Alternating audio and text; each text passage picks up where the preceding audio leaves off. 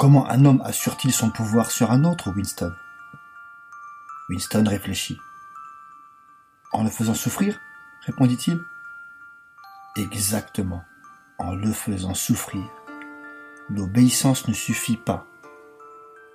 Comment, s'il ne souffre pas, peut-on être certain qu'il obéit? Non à sa volonté, mais à la vôtre. Le pouvoir est d'infliger des souffrances et des humiliations. Le pouvoir est de déchirer l'esprit humain en morceaux que l'on rassemble ensuite sous de nouvelles formes que l'on a choisies. Commencez-vous à voir quelle sorte de monde nous créons? C'est exactement l'opposé des stupides utopies hédonistes qu'avaient imaginé les anciens réformateurs. Un monde de crainte, de trahison, de tourments. Un monde d'écraseurs et d'écrasés. Un monde qui, au fur et à mesure qu'il s'affinera, deviendra plus impitoyable. Le progrès dans notre monde sera le progrès vers plus de souffrance.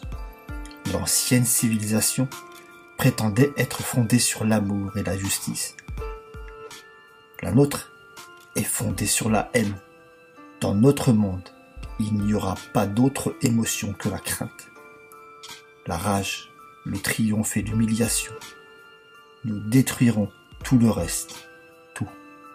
Nous écrasons déjà les habitudes de pensée qui ont survécu à la Révolution. Nous avons coupé les liens entre l'enfant et les parents, entre l'homme et l'homme, entre l'homme et la femme. Personne n'ose plus se fier à une femme, un enfant ou un ami. Mais plus tard, il n'y aura ni femme, ni ami. Les enfants seront à leur naissance enlevés aux mères, comme on enlève leur œuf aux poules. L'instinct sexuel sera extirpé. La procréation sera une formalité annuelle, comme le renouvellement de la carte d'alimentation. Nous abolirons l'orgasme.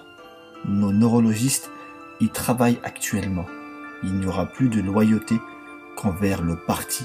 Il n'y aura plus d'amour que l'amour éprouvé pour Big Brother.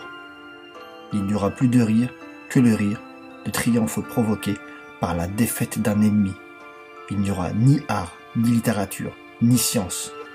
Quand nous serons tout puissants, nous n'aurons plus besoin de science. Il n'y aura aucune distinction entre la beauté et la laideur. Il n'y aura ni curiosité, ni joie de vivre. Tous les plaisirs de l'émulation seront détruits. Il y aura l'ivresse toujours croissante du pouvoir qui s'affinera de plus en plus.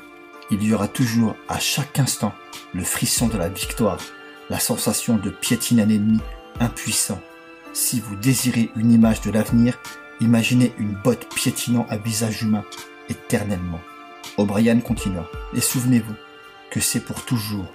Le visage à piétiner sera toujours présent. L'hérétique, l'ennemi de la société, existera toujours pour être défait et humilié toujours. Tout ce que vous avez subi depuis que vous êtes entre nos mains, tout cela continuera et empire.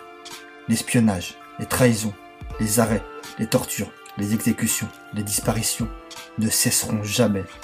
Autant qu'un monde de triomphe sera un monde de terreur.